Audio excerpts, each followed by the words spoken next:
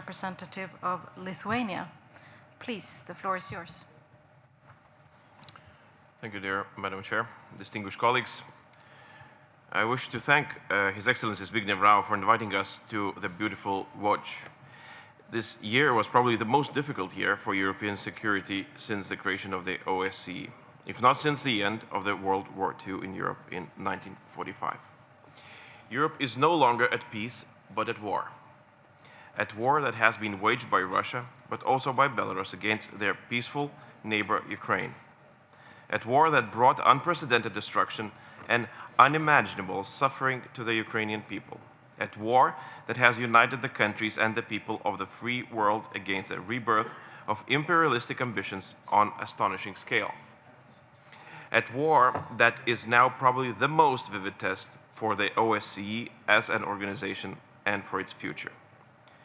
Dear colleagues, I wish to thank dear Zbigniew personally and the teams in Warsaw and in Vienna for principled focus on what the most important issue, Russia's war of aggression against Ukraine. The way Poland led this organization this year in the time of war was truly exemplary. Ladies and gentlemen, over the years, the OSCE Secretary General, the Secretariat, and participating states have been working hard to strengthen mutual trust, transparency, and predictability, to mitigate risks and to promote stability and security in the OSCE area. But Russia's unjustifiable, unprovoked war against Ukraine has damaged, if not completely destroyed, the entire OSCE security framework. Russia acts as a terrorist state and commits genocide in Ukraine with unthinkable brutality and cruelty. Russia's armed forces raze to the ground Ukrainian cities and villages, intentionally target, torture, rape, and kill thousands of innocent civilians, including children, shell residential buildings, schools, and hospitals. Russian forces deliberately target Ukrainian energy and heating infrastructure ahead of winter so that Ukrainian people, so heroically resisting Russian invasion, freeze to death. 90 years ago, Soviet Union committed the genocidal crime of Holodomor, death by hunger. And this year, they are trying to achieve the same with Holodomor, death by cold.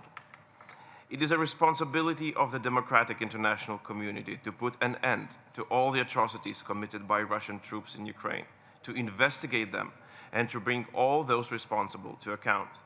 We must employ all options available, including the establishment of a special international tribunal to prosecute the crime of aggression against Ukraine.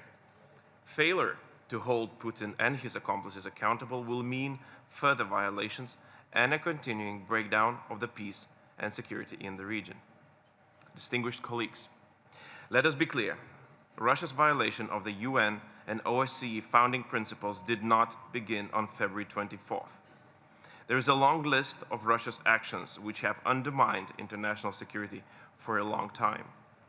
Among others, it includes breaching arms control instruments, using prohibited chemical weapons at home and abroad, violating the territorial integrity of Ukraine, Georgia, and Moldova, systematically and blatantly violating international human rights and humanitarian law, conducting cyber and other hybrid attacks, weaponizing energy, distorting history, and spreading disinformation, as well as carrying on political repressions at home on unprecedented scale.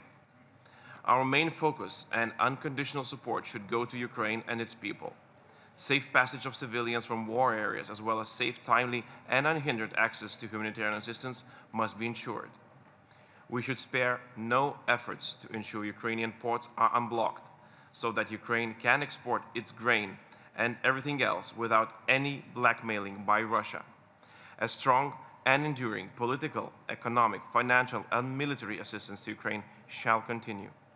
We must continue insisting that Russia immediately and unconditionally ceases its military actions in Ukraine and withdraws all of its forces from the entire territory of Ukraine. At which point the time will come to negotiate peace, including Russia's compensation to Ukraine for war damage and to put the war criminals on trial. Russia must also recommit itself to respecting independence, sovereignty, and territorial integrity of Ukraine and of its neighbors. Russia must acknowledge the right of its neighbors to choose their own foreign policy course and security arrangements. Russia must stop grossly violating human rights and international humanitarian law. Belarus must stop supporting Russia's aggression and cease allowing its territory to be used by Russia to attack Ukraine. The aggressor country, Russia, and its accomplice, Belarus, shall not find place at this table. The decision not to allow Sergei Lavrov to attend this meeting was a right step in that direction.